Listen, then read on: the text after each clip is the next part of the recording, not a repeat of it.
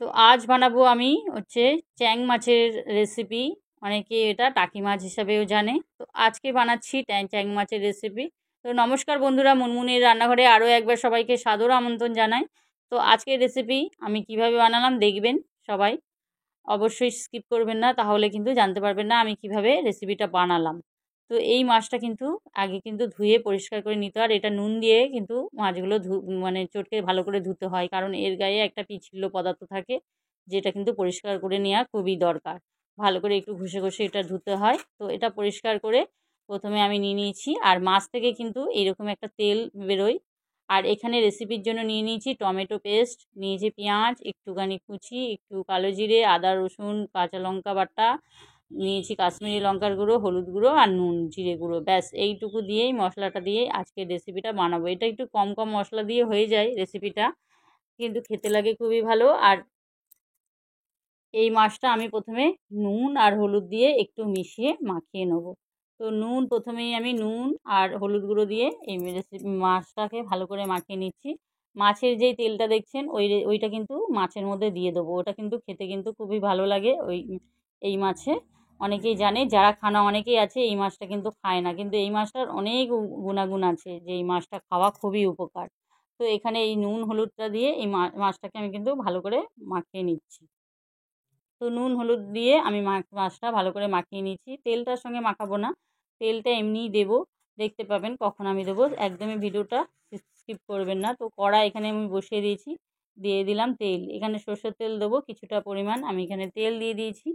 এবার দিয়ে দেবো আমি হচ্ছে তেলটাকে একটু নাড়িয়ে চাড়িয়ে, যেহেতু এই মাছগুলো খুব নরম হয়, তাহলে কিন্তু সাবধানে আস্তে আস্তে করে কিন্তু এই মাছগুলো ভাজতে হয়, কারণ এই মাছগুলো খুব নরম। তো আস্তে আস্তে করে মাছগুলো আমি কিন্তু চামচের সাহায্যে আস্তে আস্তে করে দিয়ে দেবো মাছগুলো। তো এটা একটু ভাজবো। আর এটা খুব কিন্তু কড়া করে এই মাছগুলো ভাজা যাবে না। আর এই মাছ বাচ্চাদের খাওয়ার জন্য খাওয়া খুবই উপকার, বাচ্চাদের চোখও খুব ভালো থাকে। হার্টের জন্য এই মাছ খুব উপকার। আর অনেক গুণাগুণ আছে, সদ্যোজাত যারা মহিলা আছে তাদের কিন্তু এই মাছ খাওয়া খুবই উপকার। এই মাছ খেলে রক্ত হয় গায়ে। এটা একটা জ্যান্ত মাছ, আর জিওল মাছ। আর এটা হচ্ছে মিষ্টি জলের মাছ, খুব ভালো। আর এটা কিন্তু খুব অনেকেই কিন্তু খায় এই মাছটা, অনেকেই চেনে, অনেকে হয়তো খান না, অনেকে হয়তো জানেন না যে এই মাছটা কী মাছ।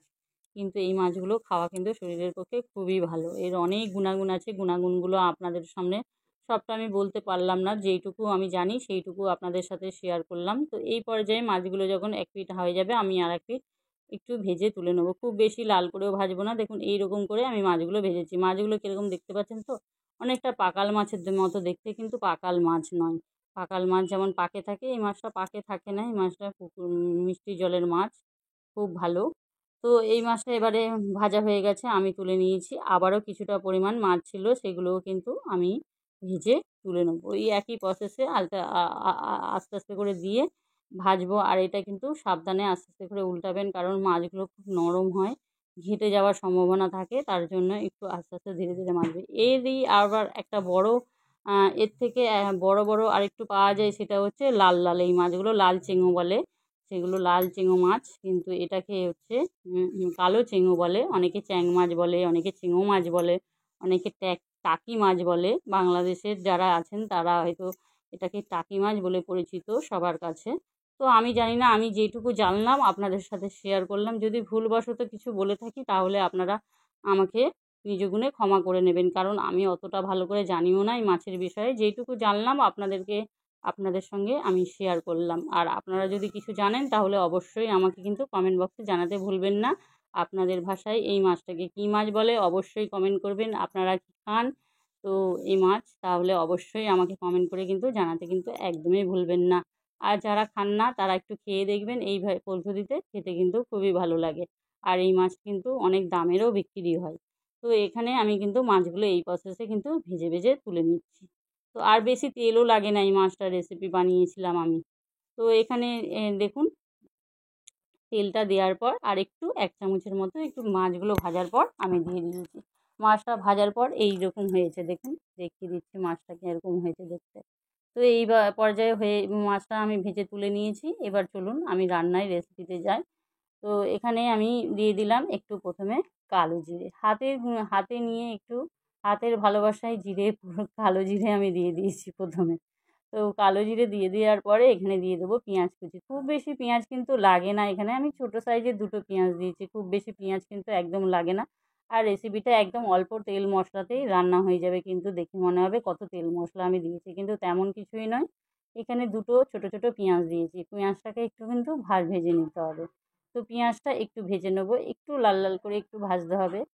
আর আপনারা কে কে খান না আমাকে অবশ্যই কমেন্ট করে জানাবেন। তো এবারে দিয়ে দেবো মানে হাফ চামচেরও থেকে একটু কম হচ্ছে রসুন বাটা আমি দিয়ে দিয়েছি, হাফ চামচের থেকেও একদম কম দিয়েছি। তারপরে এবারে দিয়ে দেবো আমি এখানে হাফ চামচের থেকেও কম আদা বাটা। এবারে দিয়ে দেবো 1 চামচ কাঁচা লঙ্কা বাটা, ঝালটা আপনাদের পরিমাণ মতো দেবেন। এবারে দিয়ে দিয়েছি হচ্ছে একটু জিরে গুঁড়ো হাফ চামচের মতো, আর একটু হলুদ গুঁড়ো হাফ চামচ, কাশ্মীরি লঙ্কার গুঁড়ো হাফ চামচ। ব্যাস এইটুকু মশলা দিয়েই রেসিপিটা কিন্তু রেডি হয়ে যাবে। এটাকে সুন্দর করে একদম মিশিয়ে নেবো। একটু জল ওই মশলা ধোয়া যেই গুঁড়ো মশলাগুলো ছিল সেই গুঁড়ো মশলার জলটা কিন্তু আমি দিয়ে দিলাম।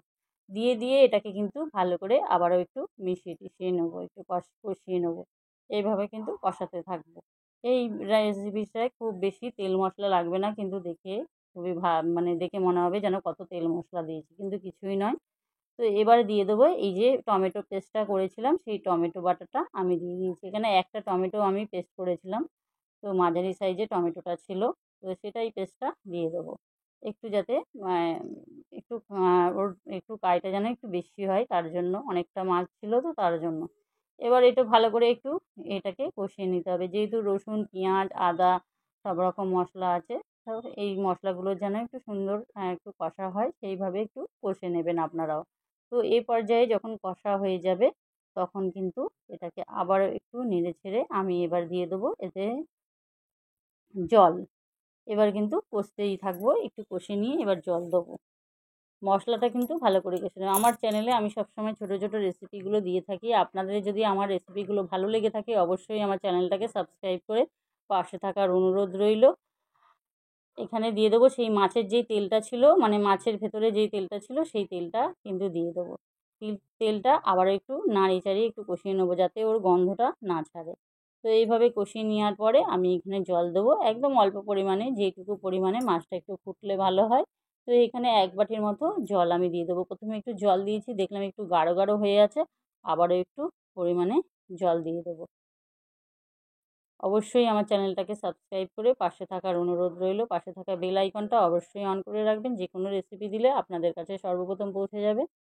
তো এখানে দেওয়ার পর এটা কিন্তু সুন্দরভাবে একটু ফুটতে থাকার পরে মাছটা কিন্তু দিয়ে দেবো। তো মাছটা এই পর্যায়ে যখন ফুটে যাবে তখন কিন্তু এটাকে একটু নাড়িয়ে চাড়িয়ে দিতে হবে। মাছটা দেওয়ার পর একটু নাড়িয়ে চাড়িয়ে এটাকে কিন্তু একটু ফুটতে দেবো কিছুক্ষণের জন্য। তো কিছুক্ষণ এইভাবে এটা একটু হতে থাকুক, মিনিট 2-3 এটা নামানোর আগে একটু গরম মশলা গুঁড়ো ছড়িয়ে দিয়ে নামিয়ে একটু শুকনো করেই নামিয়ে নিলে রেডি হয়ে যাবে চ্যাং মাছের রেসিপি বা চেঙো মাছের রেসিপি। তো আজকের রেসিপি কেমন হলো অবশ্যই সবাই কমেন্ট করে জানাবেন, আর বেশি ভালো লাগলে অবশ্যই শেয়ার করবেন। Thank you for watching. সবাই ভালো থাকবেন, সুস্থ থাকবেন। টাটা সবাইকে।